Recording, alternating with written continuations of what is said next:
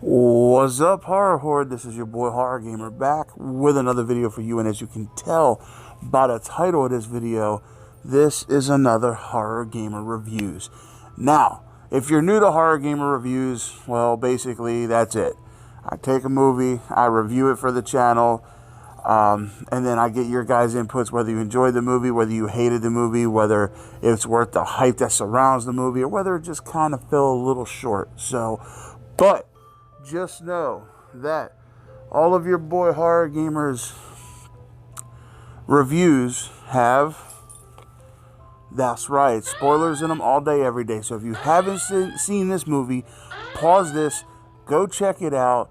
It is on HBO Max as we speak. It just came out Friday. And, yeah. Come back, let me know in the comment section what you think, whether you enjoyed it, whether you hated it, whether it was something that you were into, or whether it kind of fell short. But just know that anything beyond this point is on you. So, as you can tell by the title of this video, we are going to dive into the Conjuring universe. And we're going to review the Conjuring Part 3. So, let's get it.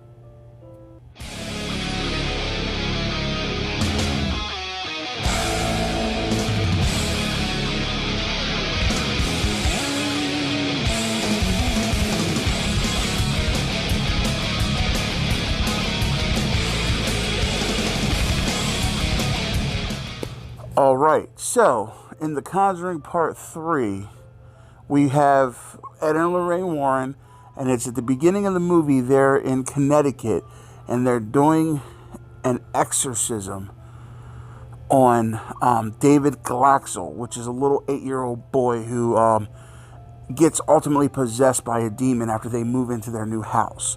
So the exorcist, this part is like, it's terrifying, okay? I'm not gonna lie. This whole exorcism sequence is scary as hell. The little boy, you know, he's speaking in tongues, his body's distorting and twisting up like a pretzel and shit, and like, it's just chaos going on around all these people surrounding this exorcism. I mean, plates are flying across the room. The guy doing the exorcism gets cracked in the fucking face with a plate and just get blapped the fuck up. I'm talking about blapped the fuck up. And the Ed and Lorraine Warren are in it. Of course, they're in all the Conjuring universes, but something happens to Ed during this exorcism that really fucks him up for the whole movie. I guess apparently the demon like does something and grabs his chest and says, "I'll stop your heart, old man."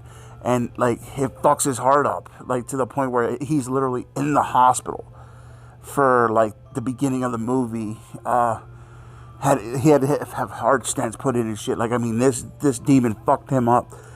And right before he passes out and this exorcism is over, he takes notice that Arnie Johnson, the basically the movie, who this movie's about, grabs this demon and says, "Leave him alone. Leave this boy alone. Take me instead." And you know, Ed's in the background screaming, "No, don't talk to it. Don't do it. Don't, whatever." Well, the demon leaves the little boy and leaves him alone, and then gets into Arnie, and this is where the movie gets a little, for me, at that point, the movie kind of gets a little lackluster. Now, before I get into the rest of the review, I will say that they do a beautiful homage to The Exorcist in this movie. They basically replicate one of the most iconic scenes in The Exorcist, where the taxi drops off the Exorcist and he's standing outside the house looking up. Well, they replicate that scene in this, kind of like a beautiful love letter to The Exorcist, which, you know, a casual horror fan might not get, but your boy Horror Gamer caught that. A, being that your boy Horror Gamer is a huge horror movie fan, and, two, The Exorcist is your boy Horror Gamer's favorite film of all time. So you know it's going to catch that little nod to The Exorcist. But But that's not here nor there. But I will say kudos to the director for doing that.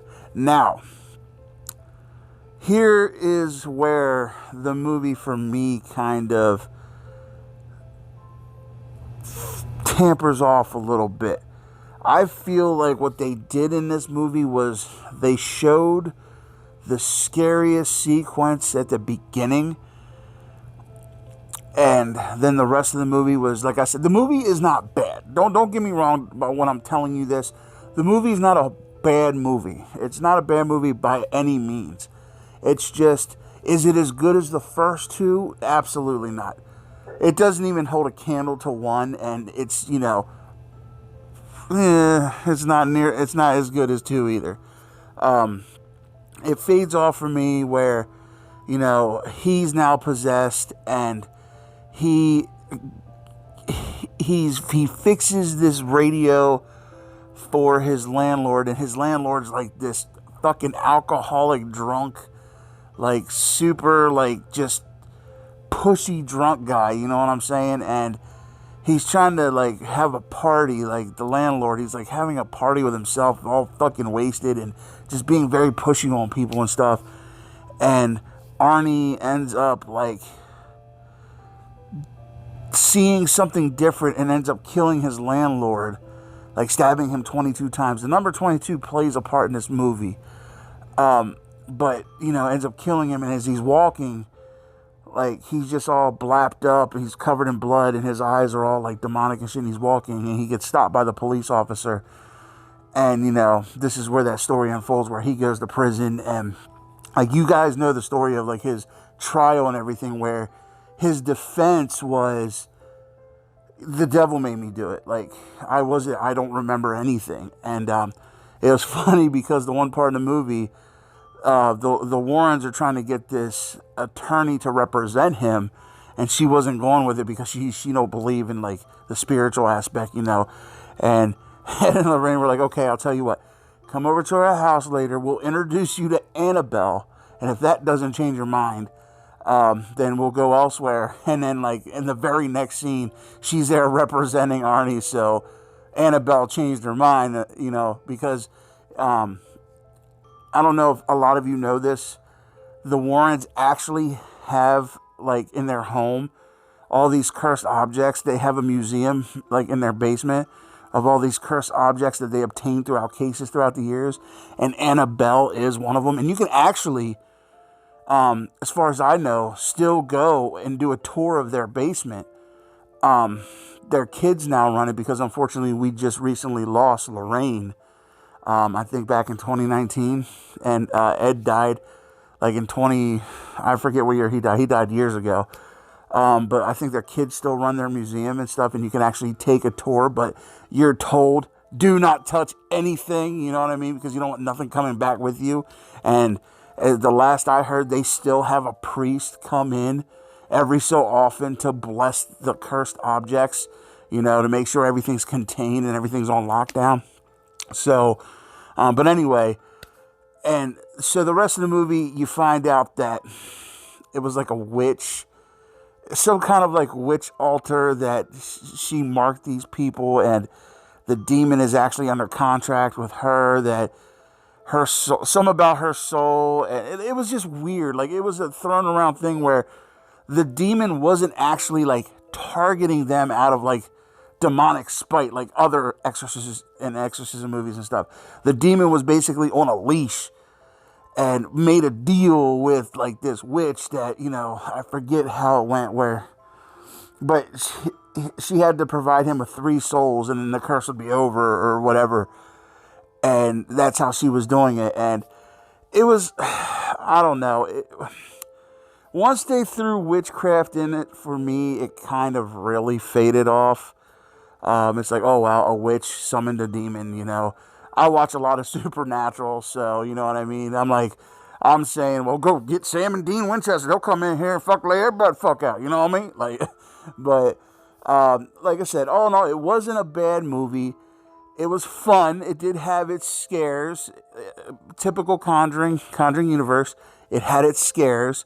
Like I said, in the series, in the trilogy, it's the weakest entry in the trilogy. Now, in the whole Conjuring universe, out of 8 films, it's probably 4th or 5th best. It's not terrible. It's not great. Like, it's not, and that's the thing with the Conjuring. When you set a precedence with the first Conjuring, like they did, and they made this, like in my opinion, one of the better modern day horror movies of this time. It's kind of hard to keep that momentum into 2 sequels. And you can tell it kind of burns and fades off with the 3rd one. But like I said, not a bad movie. I definitely recommend you check it out. Now, verdict time. What would your boy Horror Gamer give The Conjuring, The Devil Made Me Do It? I'm going to go 6.5 out of 10. Like I said, it wasn't a bad movie, wasn't a great movie. Being in the Conjuring trilogy, it was definitely the weaker entry of the trilogy, but still not bad. It had its flaws, I will say that. Like I said, for me, they showed, in my opinion, the best parts at the very beginning, the scarier parts. I mean, they tried to make up for it throughout the film and give you some jump scares and stuff, but the beginning was the best. The first, 8 minutes were just awesome. Like I said, it had the scares. The acting in it was incredible. It just fell a little short with, horror for me. Like I said, you got The Conjuring, which is one of the best modern horror movies of the day. Conjuring 2, which wasn't, that far behind that one. And then this one was kind of, like I said, trailing the rear. So, but I definitely recommend you check it out. It is definitely 100% Horror Gamer approved. So, all right, Horror Horde, with all that being said, I really hope you enjoyed this review as much as I enjoyed making it for you. And don't forget, if you haven't done so yet, hit that subscribe button along with that dingly ding ding button. That way, every time your boy Horror Gamer throws up one of these reviews, you're in the know. Also, when you're done doing that, head on over to the official Horror Gamer Patreon page and just see what kind of cool perks we got. Like I said in a previous video, I'm going to start doing polls where you guys are going to choose the content that your boy Horror Gamer puts out. And I do want to take a moment to reiterate something that I did the last video. I'm going to take a step back from doing daily uploads. Not because I don't enjoy doing it. Don't get me wrong. I love doing daily uploads. It's just, I feel like I'm at the point again where me just pumping out daily uploads, I'm hitting you with quantity and not quantity. No, the other way around. I'm hitting you with quantity, not quality. I'm just trying to get a damn upload up every day, and it's just, sometimes they're great and sometimes they're mediocre. But with that, I'm gonna start doing every other day, and then towards the end of the week, I'll do like a back to back. But I just want to take a little step back and not do dailies anymore because, for one, it's too much coming at one time. For two, I don't feel like I'm giving you quality videos that I want to do. And for three, it doesn't give you guys time to enjoy the previous video. I've taken notice of that, I'm not giving you guys the time that you guys need to enjoy my videos because I'm just wanting to throw up another one, So I'm going to take a step back on the dailies and do like every other day. That way it gives you guys more time to enjoy previous videos. And I know some people to even catch up because I'm just pumping out so many videos that, a lot of my horror horde, they're falling behind. And it's like, well, that doesn't make it fun because now I'm like 8, 9 videos behind because life happens, and I don't know what's going on, So, yeah, I'm taking a step back on dailies. We're going to go with, every other right now. And that'll also open me up for other things like, doing podcasts with people and stuff like that. And yeah, so, but the videos are going to continue to come, just not as frequently because, like I said, I'm a stickler for quality, not quantity. And I feel like I'm doing more of the quantity part now. So, but all right, with that a little announcement out of the way, that little reiteration. Also, when you're done checking out the official Horror Gamer Patreon, run on over to the Z Network and see what kind of cool stuff we got going on out there. A bunch of us creators got together and, created something special. Conveniently enough, the links for all that are going to be in the description box below. As always, your boy Horror Gamer making it easy for you guys to check it out. All you got to do is click the link and you're there. And they'll open up a whole world of just amazingness to you. So, and one more thing. There's going to be one more link in the description. And that is the link to the official Horror Gamer Twitch page. I'm going to start doing weekend Twitch streams. But that's a double-edged sword here because to be able to control what your boy Horror Gamer streams, you got to be a patron because I'm also going to be doing polls on my Patreon page to see what games you guys want me to play on Saturdays. So get on over to the Patreon page and, become a patron. That way you guys can get in on what your Horror Gamer puts up. So, all right, Horror Horde, with all that being said, I hope that wasn't too much information at one time, but I love you guys. Thank you guys. And until next time, this is your boy Horror Gamer saying, as always, don't fear the darkness. Embrace it.